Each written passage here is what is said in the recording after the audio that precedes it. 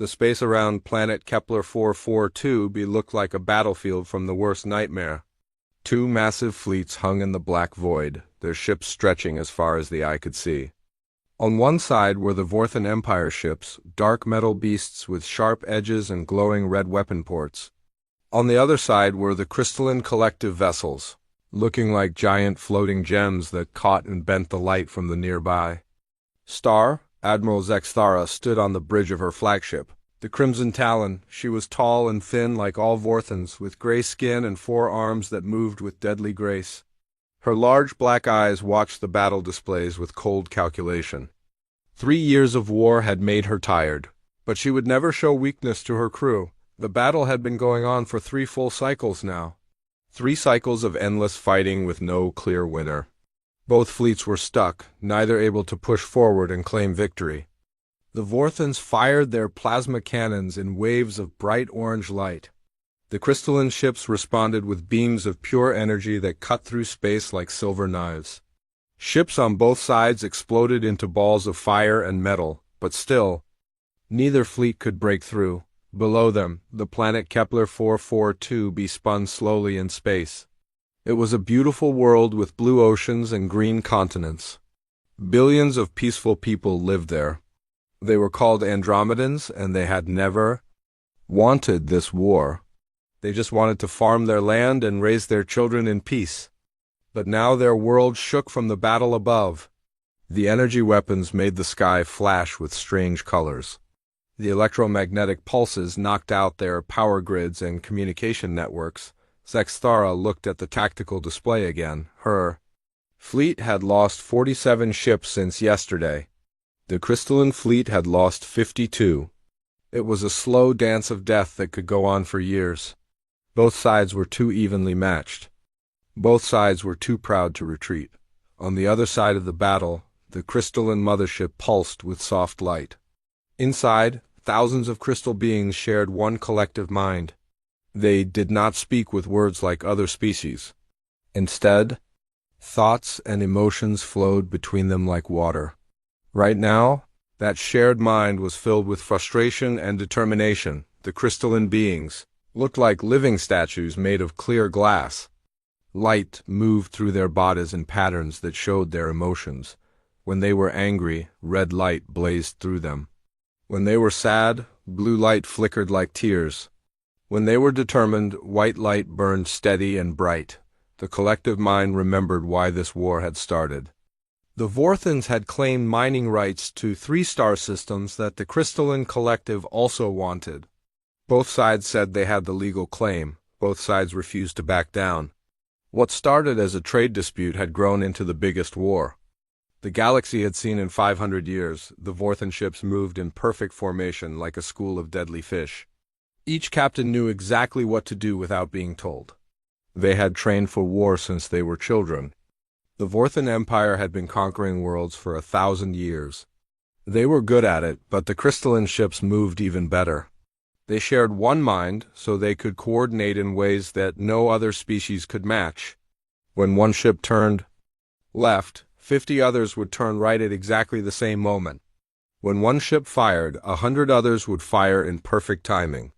It was like watching a deadly dance performed by a single dancer with 1,000 badas. The battle raged on. More ships died. More families lost fathers and mothers and children. The space around the planet filled with debris and the frozen badas of warriors who would never go home. Lieutenant Kexara, a young Vorthan female, worked at the sensor station on the Crimson Talon. She was new to war, and the constant fighting made her stomach hurt.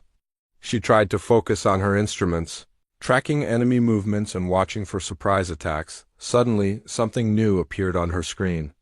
A small blip on the very edge of sensor range. It was moving toward the battle, but it was not like any ship she had ever seen. The energy signature was strange. The size was tiny compared to the great warships around her. "Admiral," she called. Out, her voice shaking slightly. "I have an unknown contact approaching from Grid 77 Alpha." Admiral Zexthara moved to the sensor station with quick steps. Her black eyes studied the display. The unknown ship was small, maybe the size of a Vorthan destroyer, but it was moving with a confidence that seemed impossible. It flew straight toward the center of the battle zone, not trying to hide or take cover. "Can you identify the ship type?" Zexthara asked. Lieutenant Kexara worked her controls, trying to get more information. "No match in our databases, Admiral. The hull design is completely unknown, and the energy readings ... She paused, checking her instruments again. "The energy readings do not make sense." On the crystalline mothership, the collective mind had also noticed the newcomer. Thousands of crystal beings focused their attention on the small ship. Their shared thoughts buzzed with curiosity and concern. They had never seen anything like it either. The unknown vessel continued its approach. It seemed to ignore the deadly crossfire between the two fleets. Plasma bolts and energy beams filled the space around it, but the small ship moved through the battle like it was flying through empty space. "Could it be a scout ship?" asked Commander Nexstar, Admiral Zexthara's second-in-command. He was older than the Admiral, with scars on his gray skin from many battles. "No scout would fly straight into a battle zone," Zexthara replied. "And look at the way it moves. It is not afraid." The ship was indeed moving with remarkable confidence. It changed direction smoothly, never slowing down. Sometimes it would accelerate to speeds that should have been impossible for a ship that size. Sometimes it would stop so suddenly that the crew should have been turned into paste against the walls. Both fleets began to notice the newcomer.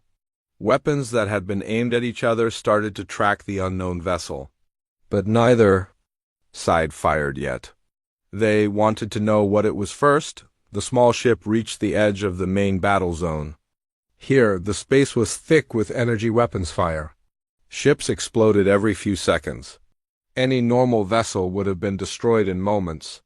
But the unknown ship kept flying, weaving between the deadly beams like it could see the future. Lieutenant Kexara watched her sensors with growing amazement. "Admiral, the ship is not taking any evasive action. It is flying in a straight line toward the center of the battle." "That is impossible," Commander Nexstar said. "Nothing can survive in that crossfire." But the small ship was surviving.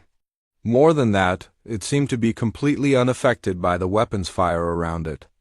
Energy beams that should have cut it in half passed right through its shields like they were nothing. Plasma bolts that should have melted its hull seemed to bounce off like raindrops. The crystalline collective mind was also puzzled. They sent a focused thought probe toward the unknown ship, trying to read the minds of whoever was inside. But their probe hit something they had never encountered before. It was like trying to see through a wall made of solid darkness. Admiral Zexthara felt a cold chill run down her spine. In 40 years of warfare, she had never seen anything like this. The unknown ship was now less than 1,000 kilometers from her flagship. She could see it clearly on the main screen. It was sleek and angular, with smooth curves that seemed to flow like water. The hull was a dark metal that seemed to absorb light instead of reflecting it. "Admiral," Lieutenant Kexara said, her voice now tight with fear. "The ship is broadcasting on all frequencies." "Put it through," Zexthara ordered. The bridge fell silent as they waited to hear from the mysterious vessel. Static filled the air for a moment, then a clear voice came through the speakers. It was speaking in perfect Galactic standard, but there was something about the accent that seemed strange. "This is Captain Sarah Chun of the Earth vessel Defiance," the voice said. It was calm and steady, like someone ordering food at a restaurant. "You have 30 seconds to withdraw from this system before we consider you hostile." For a moment, nobody on the Vorthan flagship could speak. Earth? The primitive little world on the edge of the galaxy? The species that had only learned to travel faster than light a few decades ago? Admiral Zexthara's mandibles clicked together in what Vorthans called laughter. It was a sound like breaking glass. Around the bridge, other officers began to laugh as well. The idea was so ridiculous that it seemed like a joke. Commander Nexstar shook his head in disbelief. "Earth? Are they serious? Their entire fleet could not defeat one of our destroyers."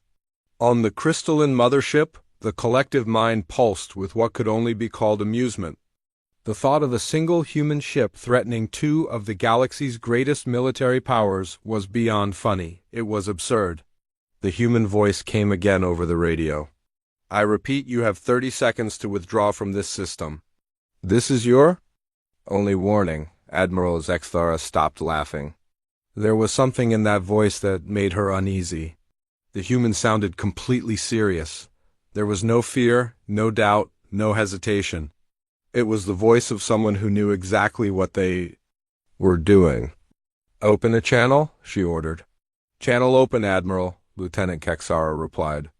This is Admiral Zexthara of the Vorthan Imperial Fleet, she said, her voice filled with the authority of 1,000 conquered worlds. You are a single ship facing two of the most powerful fleets in the galaxy. Withdraw immediately or be destroyed. The response came back instantly. Admiral, you have 23 seconds remaining. The bridge of the Crimson Talon erupted. In angry voices, officers shouted about the insult to Vorthan honor. Some demanded that they destroy the human ship immediately, but Admiral Zexthara held up one of her four hands for silence. She studied the tactical display again. The human ship was now directly between the two massive fleets. It hung there motionless, as if it owned the entire star system. Its weapons were not charged. Its shields showed normal power levels. By every measure she could see, it was just an ordinary ship with ordinary capabilities. But something was wrong, something her warrior instincts could not identify. The 30 seconds passed. Both fleets waited to see what would happen. The space around planet Kepler 442b had never been so quiet. The silence in space was broken by Captain Chun's voice coming through the communication systems of both fleets. Her words were calm and clear, like she was talking to old friends instead of two massive war fleets that could destroy entire star systems. Time's up, she said simply. Engaging defensive protocols? Admiral Zexthara watched her tactical display with growing confusion.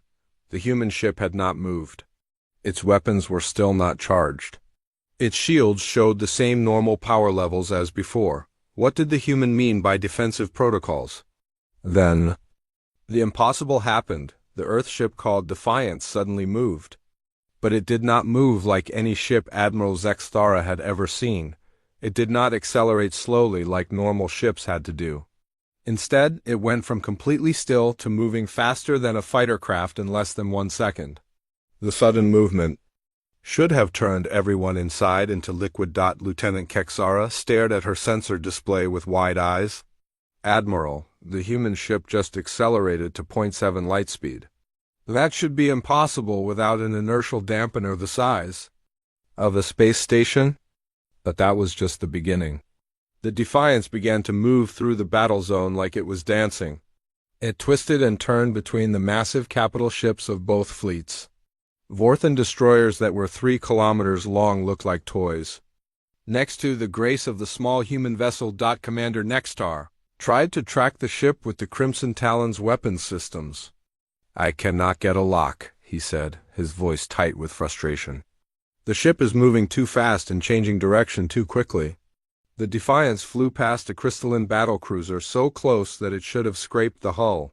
The crystalline beings inside the ship felt their collective minds shake with surprise. They tried to target the human vessel with their energy weapons, but it was already gone, appearing somewhere else entirely, on the bridge of the Crimson Talon. Admiral Zexthara watched the tactical display with the focused attention of a hunter. The human ship was not just moving fast. It was moving in ways that broke the laws of physics as she understood them. Ships could not change direction that quickly without massive engines. Ships could not accelerate that fast without crushing. Their crews, how are they doing this? She asked Lieutenant Kexara. The young Vorthan female worked frantically at her controls, trying to get better sensor readings. I do not know, Admiral. The ship's engine output does not match its performance. According to my readings, it should not be able to move faster than a cargo freighter. The Defiance continued its impossible dance through the battle zone. It flew between energy beams that should have destroyed it. It passed through explosions that should have vaporized it. Weapons from both fleets tried to target it, but none could get a lock on the small ship, across the battle zone. The crystalline collective mind was experiencing something it had rarely felt before: fear.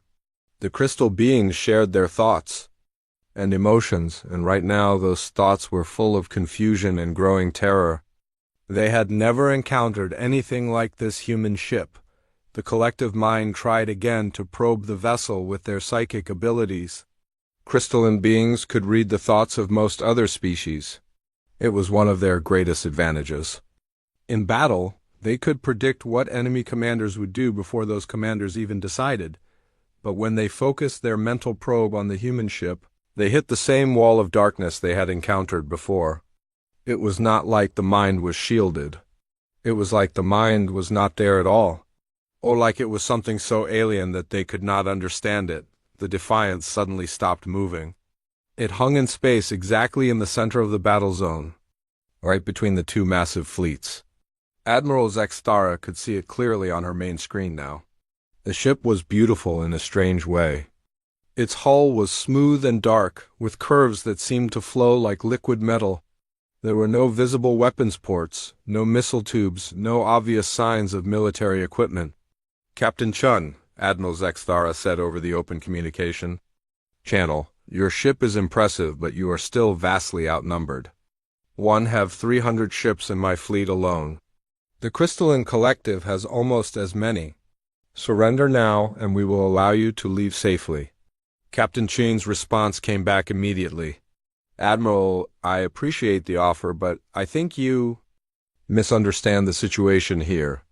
There was something in the human's voice that made Admiral Zextara's skin crawl. It was not arrogance exactly. It was more like complete confidence, like someone who knew a secret that nobody else knew. "What situation?" Admiral Zextara asked. "The situation where you think numbers matter," Captain Chun replied, "on the crystalline mothership." The collective mind pulsed with growing agitation. The crystal beings had been analyzing the human ship since it arrived, and nothing made sense. The vessel's energy signature was unlike anything in their vast databases. The materials of its hull showed properties that should not exist. And now, the human was talking like she could defeat both fleets by herself. The collective mind decided to test the human's confidence. They selected one of their smaller ships, a destroyer with a crew of 50 crystal beings. The ship moved forward slowly, its energy weapons charging with bright silver light. Captain Chun's voice came over the communication system again. "I wouldn't do that if I were you." The crystalline destroyer continued its approach. Its captain, a tall crystal being named Veltar, had volunteered for this mission. He wanted to see what the human ship could do when faced with a real threat. His destroyer was armed with molecular disruptors, weapons that could break apart the atomic bonds. Of any material, the Defiance did not move as the crystalline destroyer approached. It just hung there in space, looking small and helpless compared to the larger warship. Admiral Zextara watched with interest. Maybe this would finally reveal what the humans were really capable of. The crystalline destroyer fired first. A beam of silver energy lanced out toward the human ship. It was a test shot aimed at the Defiance's engines rather than its crew compartment. The crystal beings did not want to kill unnecessarily. They just wanted to disable the strange vessel and examine it. The energy beam hit the Defiance's shields and did absolutely nothing. Captain Veltar stared at his weapons display in confusion. The molecular disruptor was one of the most powerful weapons in the galaxy. It should have cut through the human ship's shields like they were made of paper. Instead, the shields had absorbed the energy completely, without even flickering. He fired again, this time with full power. The silver beam was so bright it lit up the space around both ships. When it hit the Defiance's shields, there was a brief flash of light. Then nothing. The human ship continued to float peacefully in space, completely undamaged. Admiral Zextara felt a cold fear growing in her chest. She had seen molecular disruptors in action before. They could cut through the hull of a battleship in seconds. The fact that they had no effect on the human ship meant that the Defiance had technology far beyond anything she had ever encountered. Captain Chun's voice came over the communication system one more time. "Are you finished testing my defenses?" she asked politely. The crystalline destroyer stopped firing. Captain Veltar reported back to the collective mind that his weapons had no effect. The shared consciousness of his species rippled with shock and disbelief. How is this possible? Admiral Zexthara demanded over the open channel. Technology, Captain Chun replied simply. We've learned a few things since we joined the galactic community. Admiral Zexthara's mind raced. Humans had only achieved faster-than-light travel 37 years ago. Their technology was considered primitive by galactic standards. Their ships were slow, their weapons were weak, and their defenses were almost non-existent. The idea that they could have developed shields that could stop molecular disruptors was impossible. Unless they had help. Who gave you this technology? Admiral Zexthara asked. That's an interesting question, Captain Chun said. But before I answer it, I need to ask you something. Do you see that planet down there? Admiral Zexthara looked at the tactical display. Planet Kepler 442 be hung below them, blue and green and beautiful. She could see the lights of cities on the night side of the world. I see it, she said. There are 4 billion people on that planet, Captain Chun continued. They have families, children, dreams. They wake up every morning hoping to live. Another day in peace. But for the last 3 years, you've been fighting a war right above their heads. You've filled their sky with explosions and death. You've knocked out their power grids and damaged their communication systems. Some of their children have never seen a clear night sky because of the interference from your weapons. Admiral Zexthara felt something she had not felt in years, shame. She was a warrior trained from birth to conquer and destroy. She had never thought much about the innocent people who might be affected by her battles. War has casualties, she said, but her voice lacked conviction. Not anymore, Captain Chun replied. Today, this war ends. The collective mind of the crystalline beings pulsed with sudden alarm. They could sense something changing in the space around them. The human ship was still not moving, still showed no obvious weapons charging, but there was something different in the energy readings. Lieutenant Kexara studied her sensor display with growing confusion. Admiral, I am detecting some kind of energy buildup around the human ship, but I cannot identify the source. Admiral Zexthara looked at her tactical display again. The Defiance still looked exactly the same as before. Small, dark, peaceful. But her warrior instincts were screaming that something was about to happen. All ships raise shields to maximum, she ordered over the fleet communication system. Prepare for possible hostile action. The crystalline collective mind sent the same order to their ships. Both fleets began powering up their defensive systems. Energy shields flickered to life around hundreds of warships. Point defense systems came online. Every captain and crew member in both fleets prepared for battle. But they were not prepared for what happened next. Captain Chin's voice came over the communication system one final time.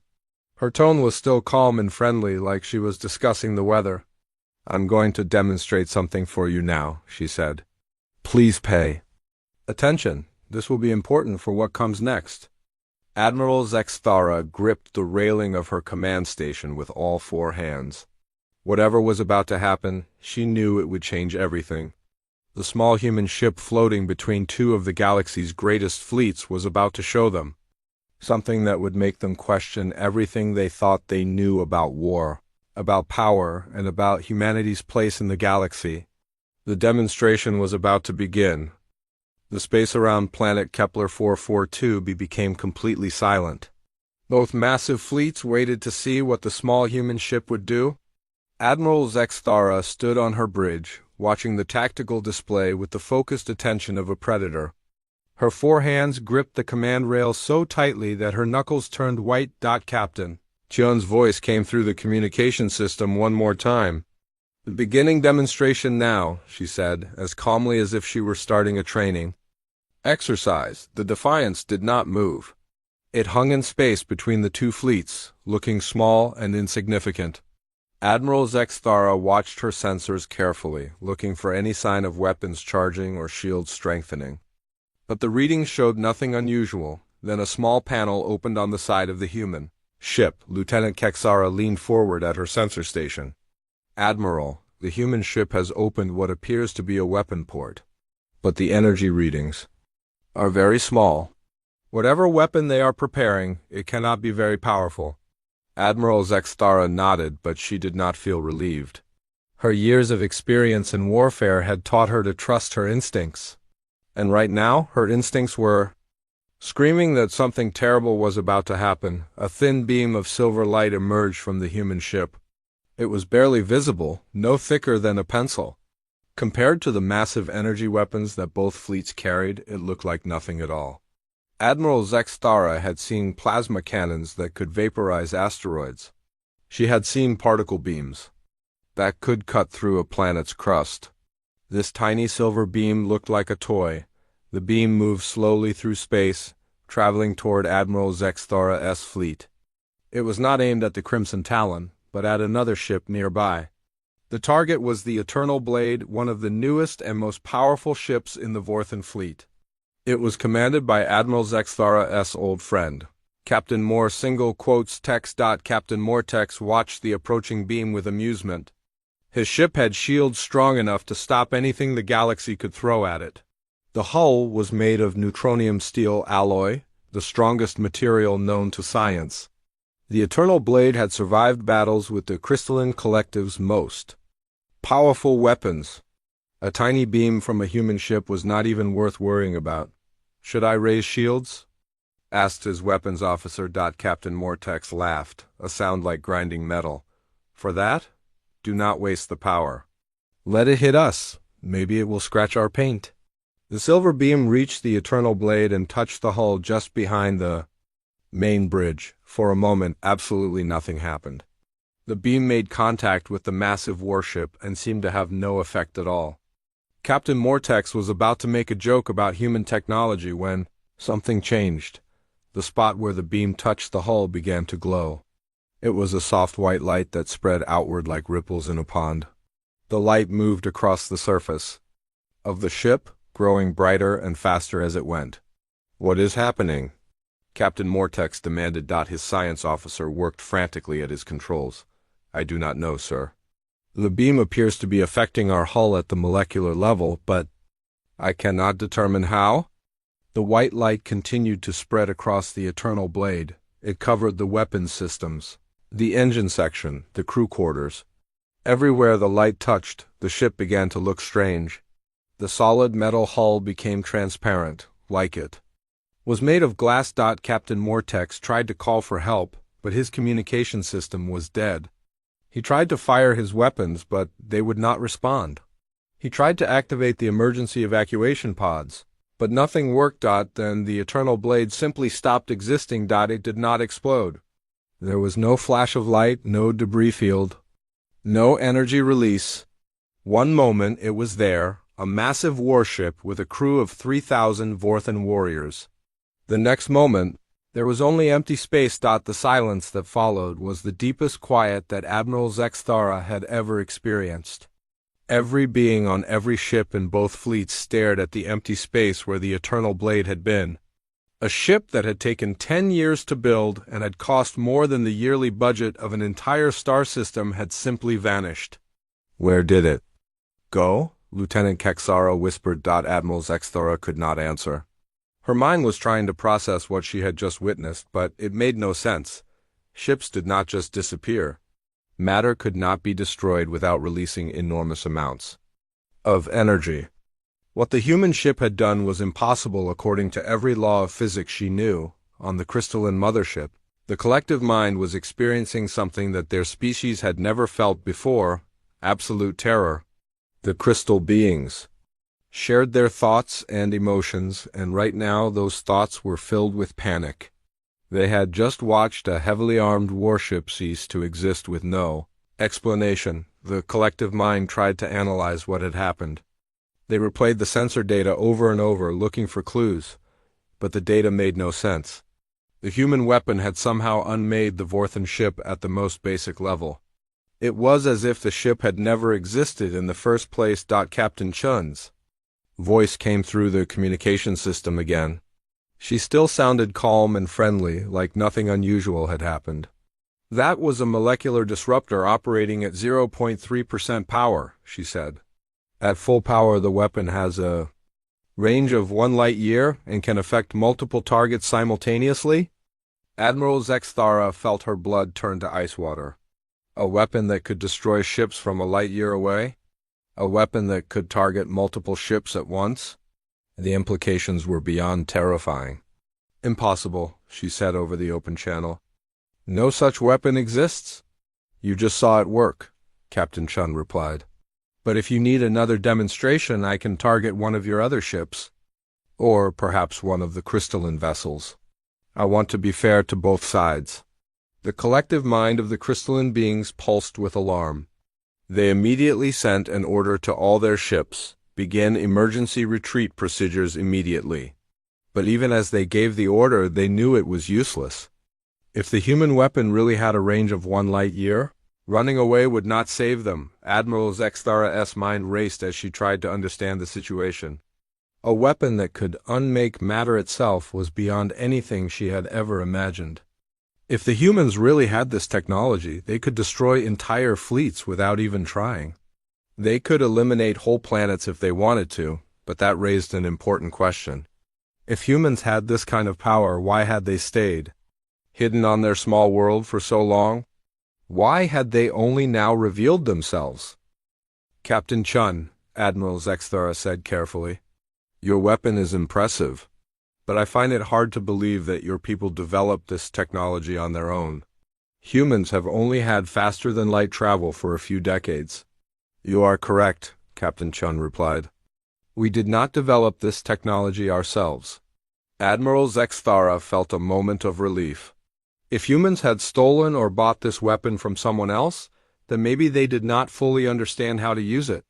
Maybe they only had one ship with this capability. Who gave it to you? She asked. Captain Chun was quiet for a moment. When she spoke again, her voice carried a weight that made everyone listening pay close attention. 3 years ago, our deep space monitoring stations detected an unknown object in the outer edge of our solar system. It was a ship, but unlike anything we had ever seen. The vessel was massive, larger than anything in your fleets or the Crystalline Collective, but it was also dead. No life signs, no power, no activity of any kind. Admiral Zexthara listened with growing interest. An ancient derelict ship could explain where the humans had gotten their advanced technology.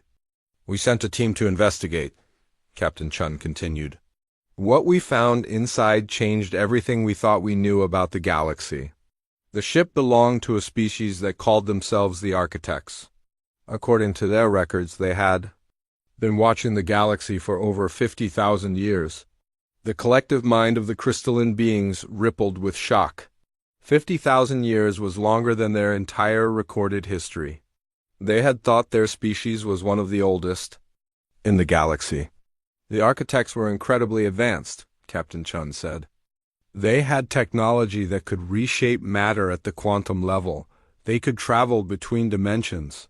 They could manipulate time itself. But despite all their power, they had never interfered in galactic affairs. They were observers, watching, and waiting. Waiting for what? Admiral Zexthara asked. For a species to prove itself worthy of their inheritance, Captain Chun replied. The Architects had seen thousands of civilizations rise and fall. They had watched empires conquer entire galaxies only to destroy themselves through war and greed. They were looking for something different. Something special. Admiral Zexthara felt a cold understanding beginning to form in her mind.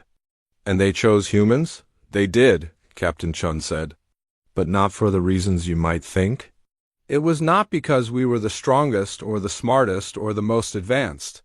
We were chosen because we had done something that no other species in their records had ever accomplished. What was that? The collective mind of the crystalline beings asked, speaking through their mothership's communication system for the first time. We had achieved true peace on our homeworld, Captain Chun said. For the first time in human history, there were no wars on Earth, no armies, no weapons of mass destruction, no conflicts between nations. We had learned to solve our differences through talking instead of fighting. The Architects had been waiting 50,000 years to find a species that could do that. Admiral Zexthara felt something she had rarely experienced in her life: shame. The Vorthan Empire had been built on conquest and war. Her people had been fighting someone for as long as anyone could remember. The idea of a world without war seemed impossible to her, so they gave you their technology? She asked. They gave us more than that, Captain Chun said. They gave us a responsibility. The architects were dying out. Their species was old and tired, ready to move on to whatever comes after life. But they did not want their knowledge to be lost.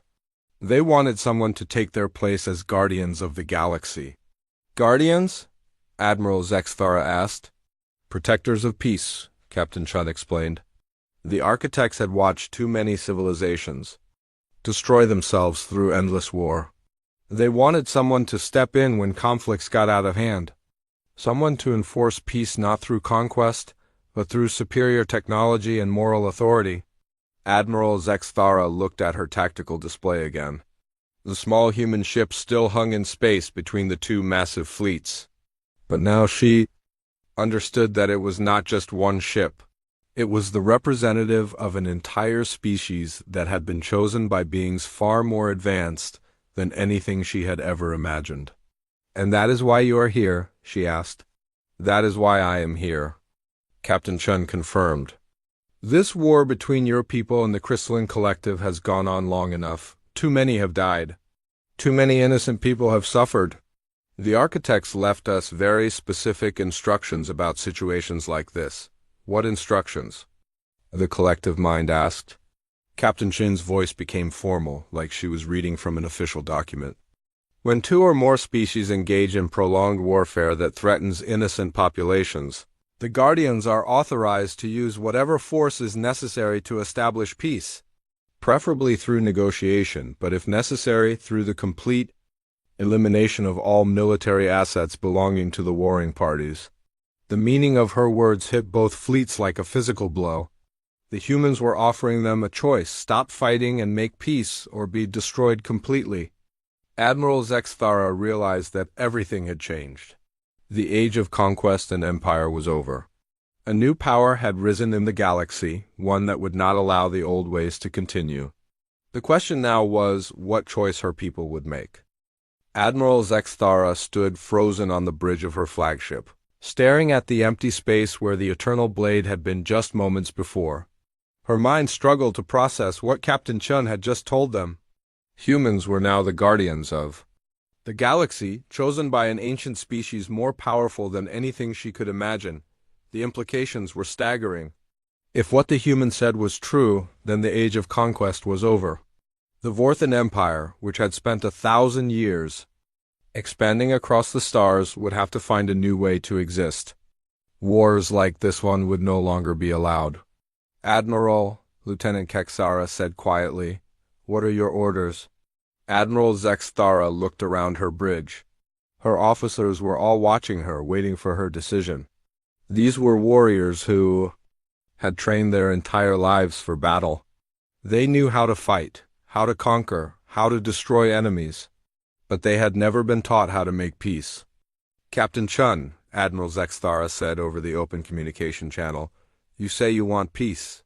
But my people have been at war with the Crystalline Collective for 3 years. We have legitimate grievances against them. They claim territory that belongs to us by right." The collective mind of the crystalline beings pulsed with anger at this statement. Through their mothership's communication system, they responded immediately. The Vorthan Empire lies. Those star systems were ours. First, we established colonies there 200 years before the Vorthans even discovered faster-than-light travel. You abandoned those systems for 50 years, Admiral Zexthara shot back. When we arrived, there were no crystalline settlements. No active mining operations, nothing to indicate ownership. We withdrew temporarily due to solar radiation fluctuations, the collective mind replied. We always intended to return. The Vorthans knew this when they invaded our territory. Captain Chin listened to this exchange with interest. Both sides seemed to believe they were in the right. Both sides had logical arguments for their position. This was exactly the kind of conflict that had been tearing the galaxy apart for millennia. "Stop," Captain Chun said, her voice cutting through the argument like a blade. "This is exactly what I am talking about. You are both so focused on who is right that you have forgotten about who is suffering." She paused for a moment, then continued. "Let me tell you what I see when I look at this conflict. I see two proud species who have been fighting over rocks in space while billions of innocent people suffer. I see warriors who care more about their honor than about the children on the planet, below us who have nightmares about the explosions." In the sky, Admiral Zexthara felt uncomfortable. She was a soldier trained to think about strategy and victory. She had never spent much time considering the civilians caught in the middle of her battles.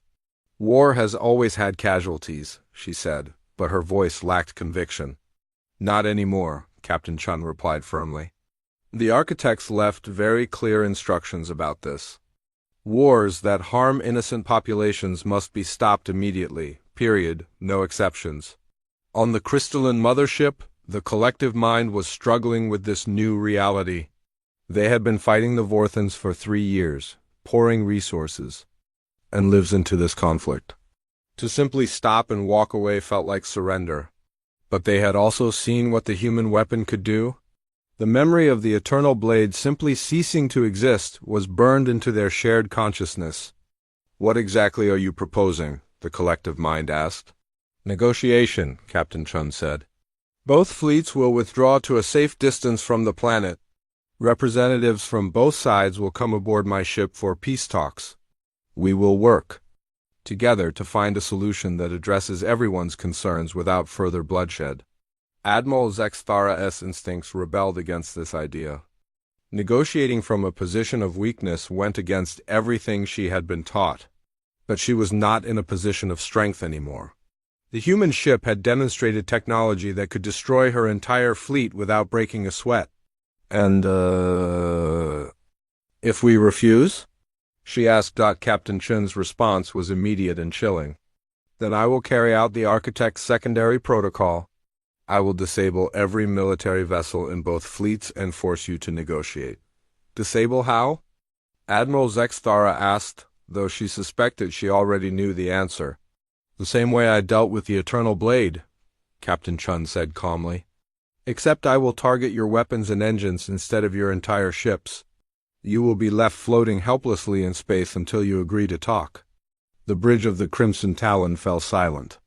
Admiral Zexthara could see the fear in her officer's eyes. Being left defenseless in space was a fate worse than death for a warrior. They would be completely at the mercy of their enemies, unable to fight back or protect themselves. Commander Nexstar leaned close to Admiral Zexthara and whispered, "Admiral, perhaps we should consider the humans' offer. If their technology is as advanced as they claim, we have no choice but to cooperate." Admiral Zexthara nodded slowly. Her tactical mind was already analyzing the situation. She had 3 options: fight and be destroyed, run and probably be destroyed. Anyway, or negotiate and possibly find a way to salvage something from this disaster. "Very well," she said over the communication channel. "The Vorthan Empire agrees to your terms? We will withdraw our fleet and send a representative for negotiations." The collective mind of the crystalline beings was also considering their options. They had come to the same conclusion as Admiral Zexthara. Fighting was useless against a weapon that could unmake matter itself. Running was pointless if the weapon had a range of 1 light year. Negotiation was their only realistic choice. The crystalline collective also agrees, they said through their mothership's communication system. Captain Chun's voice carried a note of satisfaction. "Excellent. Both fleets will withdraw to a distance of 1 million kilometers from the planet. Admiral Zexthara, you will select 1 representative to speak for the Vorthan Empire. The crystalline collective will select 1 representative to speak for their people. Both representatives will board my ship in 2 hours for the beginning of peace negotiations." Admiral Zexthara watched her tactical display as both fleets began to move away from the planet. The retreat was orderly but tense. Ships that had been locked in combat for 3 years were now pulling back, their weapons powered down but their crews still on high alert. As the fleets withdrew, something interesting began to happen on the planet below. The electromagnetic interference from the space battle started to fade away. Communication networks came back online. Power grids stabilized. For the first time in 3 years, the people of Kepler 442b could look up at the night sky and see stars instead of weapon fire. News of the ceasefire spread across the planet within hours. In cities and towns around the world, people came out of their homes to stare up at the sky. Many of them had children who had never seen a clear night sky. Parents pointed out constellations and told stories about the stars, things they had not been able to do for years. On the space station orbiting the planet, Dr. Elena Vasquez watched the retreating fleets through the observation deck windows. She was an Andromedan scientist who had been trapped on the station since the war began. Her research into the planet's unique ecosystem had been put on hold while the battle raged overhead. "Is it really over?" asked her assistant, a young Andromedan named Korel. Dr. Vasquez shook her head. "I do not know. But this is the first time in 3 years that we can see the stars clearly. Maybe there is hope." Back on the Defiance, Captain Chun was preparing for the most important negotiation of her career. She had studied the files that the architects left behind, learning about the history of galactic conflicts and the patterns that led to endless wars. She understood that this moment was crucial. If she could help the Vorthans and crystalline beings find a peaceful solution, it would set a precedent for the entire galaxy. But she also knew that both species had legitimate concerns. The Vorthans needed resources to support their growing population. The crystalline collective needed territory for their expanding hive minds. Simply telling them to stop fighting would not solve the underlying problems that had started this war. Captain Chin walked through her ship, checking the preparation for the peace talks. The Defiance was much larger inside than it appeared from the outside. The architects had built it using dimensional folding technology that created more space within the hull than should have been physically possible.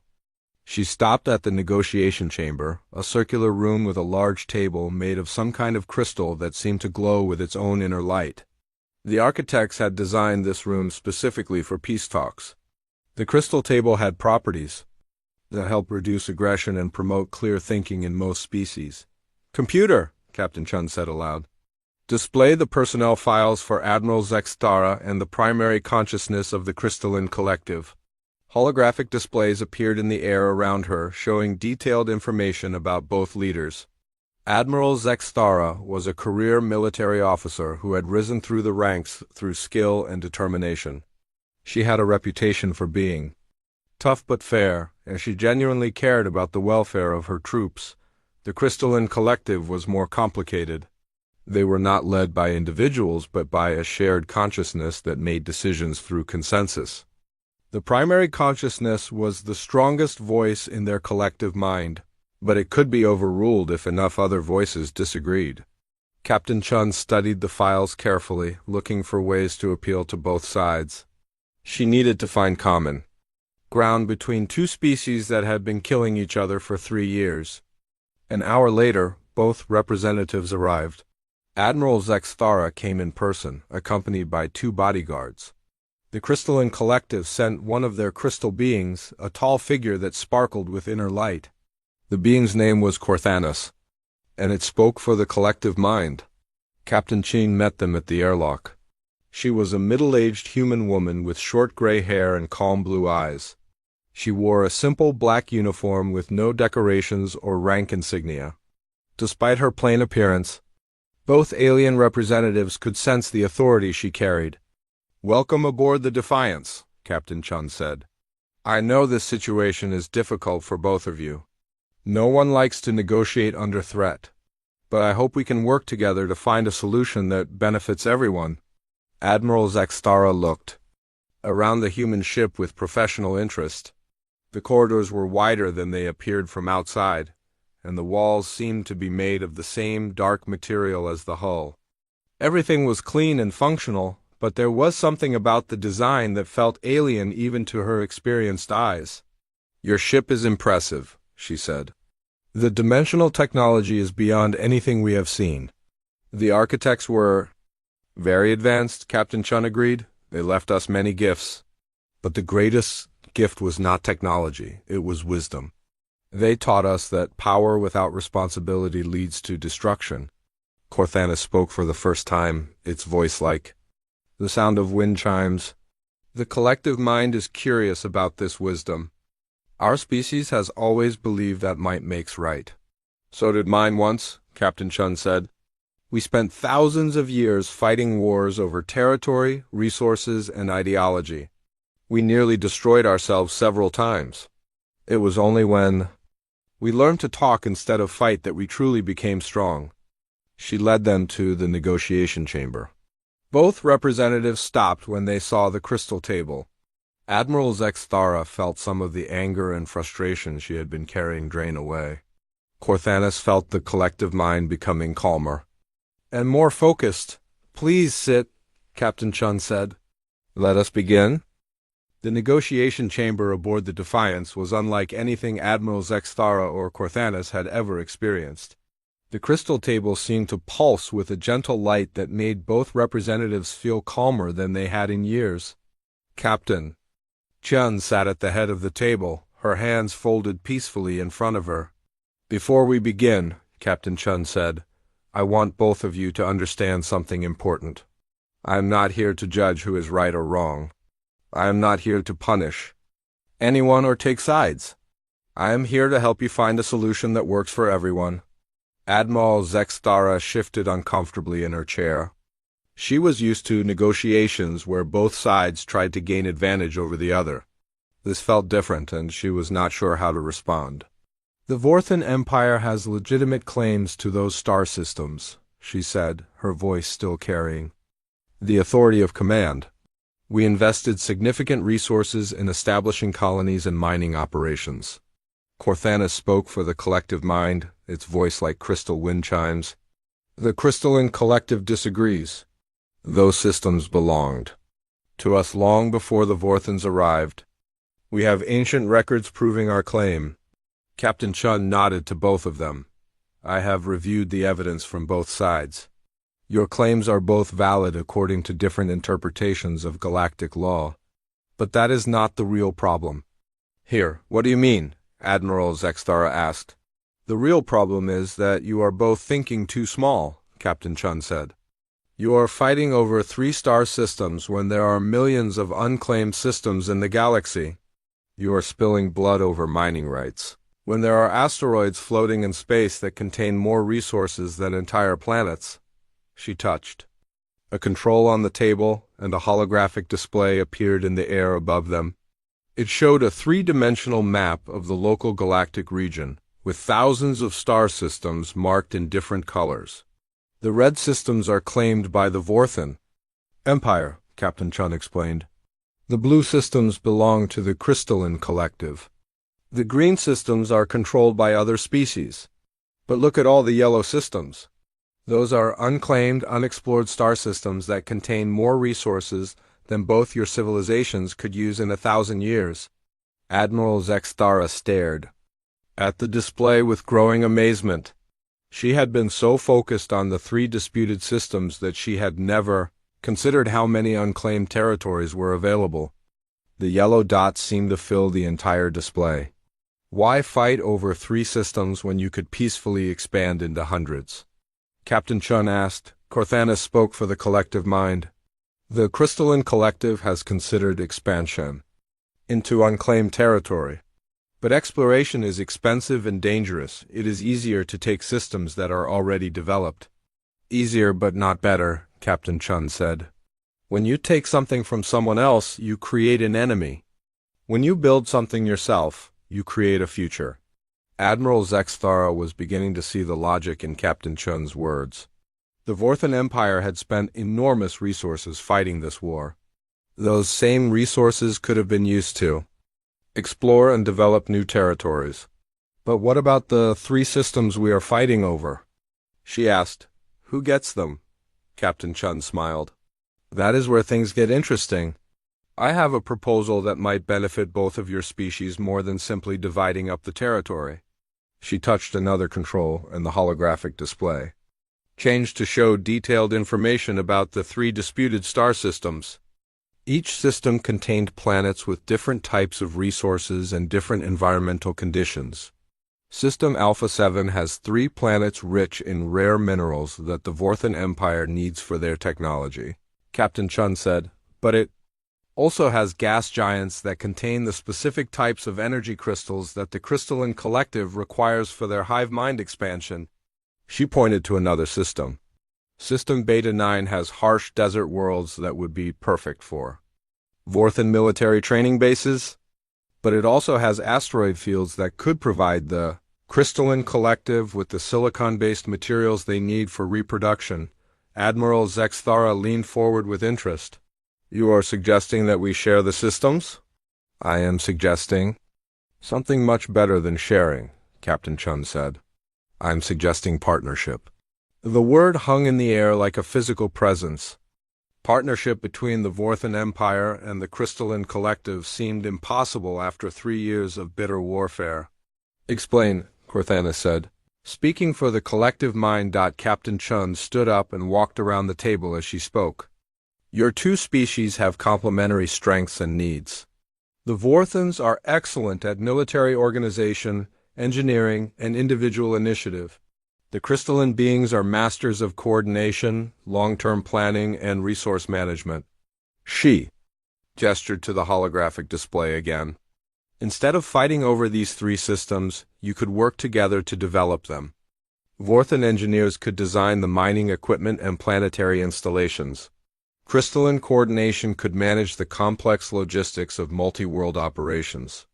Both species would benefit far more than either could achieve alone. Admiral Zexthara felt her warrior instincts rebelling against the idea.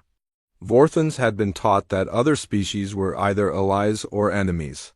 The concept of true partnership with a former enemy was difficult to accept. The Crystalline Collective has been our enemy for 3 years, she said. How can we trust them? Corthanus responded immediately.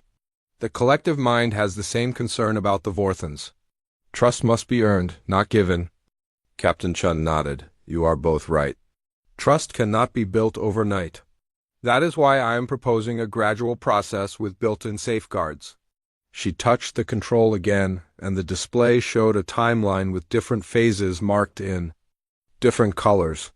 Phase 1 would be a complete ceasefire and withdrawal of all military forces from the disputed systems, she explained. Both species would agree to a 6-month cooling-off period with no military activity in the region.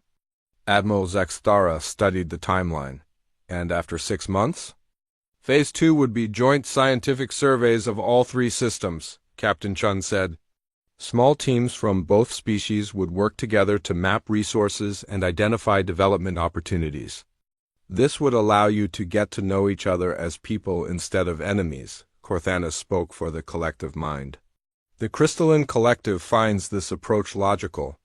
Working together on scientific projects would reduce the risk of misunderstandings. Captain Chung continued. Phase 3 would be the establishment of joint development projects in areas where both species benefit. Shared mining operations, combined research facilities, cooperative defense agreements. Admiral Zexthara was beginning to see the potential benefits of this approach. Joint operations would be more efficient than competing operations, and having crystalline coordination abilities supporting Vorthan engineering could lead to projects that neither species could accomplish alone. What about the long term? She asked. Phase 4 would be the establishment of a permanent alliance, Captain Chun said. Not absorption of one species by the other, but true partnership between equals. You would maintain your separate identities and governments, but work together on projects of mutual benefit. The negotiation chamber fell silent as both representatives considered this proposal. It was far more ambitious than either had expected. Instead of simply ending the war, Captain Chin was proposing a complete transformation of the relationship between their species. Corthanus was the first to speak. The collective mind is intrigued by this proposal, but we need assurances that the Vorthans will honor their agreements. And we need the same assurances from the Crystalline Collective, Admiral Zexthara added. Captain Chun smiled. That is where humanity comes in. The architects gave us the responsibility to maintain galactic peace. As part of that responsibility, we are prepared to guarantee this agreement. How? Admiral Zexthara asked. Earth will establish a permanent monitoring station in the disputed region, Captain Chun explained. Human observers will oversee the implementation of each phase. If either side violates the agreement, we will intervene to restore the peace. Admiral. Zexthara felt a chill at the memory of what had happened to the Eternal Blade. Human intervention would be swift and decisive. And if both sides honor the agreement? She asked. Then you will have achieved something that has never been done. Before in galactic history, Captain Chun said, you will have turned a destructive war into a constructive partnership. You will have shown other species that there is an alternative to endless conflict. Captain Chun walked back to her seat and sat down. I know this is a lot to consider. You do not have to give me an answer right now. Take all the time you need to discuss this with your governments and your people. Admiral Zexthara looked at the holographic display one more time. The three disputed systems were such a small part of the galaxy. There were so many other opportunities available if both species could learn to work together instead of fighting each other. I will need to consult with the Vorthen High Command, she said. The collective mind must also consider this proposal carefully, Corthanus added. Ken Chun nodded. Take all the time you need. But while you are making your decision, remember the planet below us. Remember the billions of people who have been living in fear because of this war. Remember that your choice today will determine whether their children grow up in a galaxy of peace or a galaxy of endless conflict. 3 hours later, both representatives returned to the negotiation chamber. Admiral Zexthara had spent the time in intense communication with her superiors. The Vorthen High Command had been initially skeptical, but the demonstration of human power had convinced them that cooperation was better than destruction.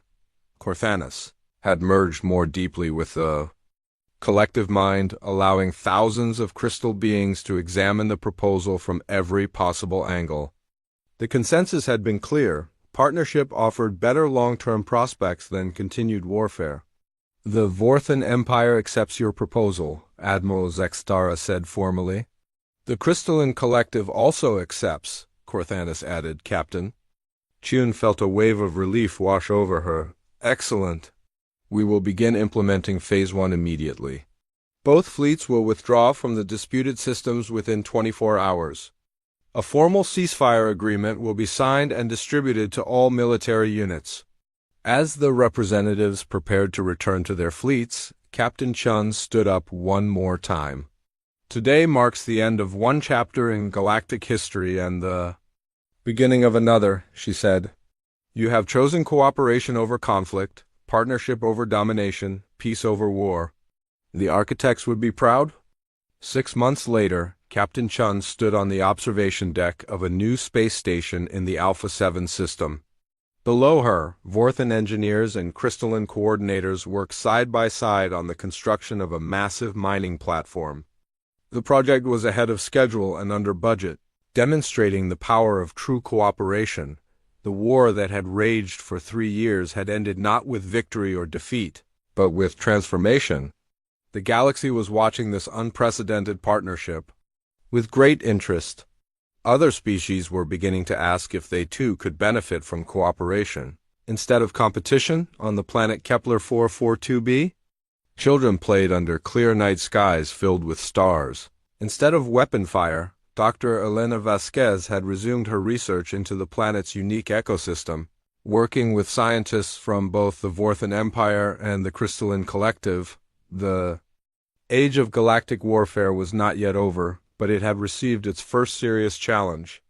Humanity had taken its place as the guardian of peace, armed not just with superior technology, but with the wisdom to use that technology responsibly. Captain Chun watched the construction work below and smiled. The architects had chosen well. Peace was always harder than war, but it was also infinitely more rewarding. The future of the galaxy looked brighter than it had in thousands of years.